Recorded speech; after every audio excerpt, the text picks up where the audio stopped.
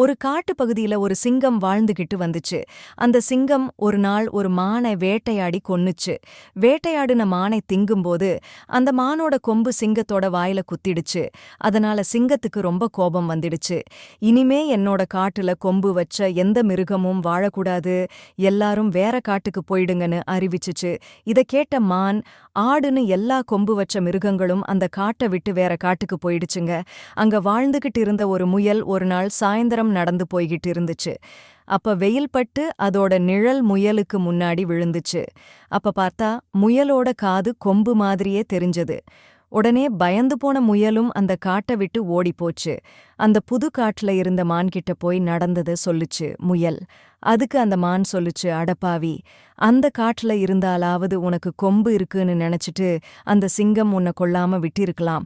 ஆனா இந்த காட்டுல இருக்கிற சிங்கம் உனக்கு கொம்பு இருந்தாலும் இல்லாட்டினாலும் ஒரு நாள் உன்னை வேட்டையாடியே தீரும்னு சொல்லுச்சு. இத கேட்ட முயலுக்கு இப்ப ரொம்ப பயம் வந்துடுச்சு.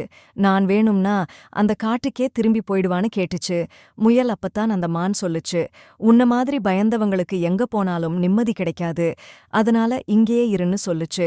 அச்சமுடையவருக்கு எங்கு சென்றாலும் நிம்மதி கிடையாது.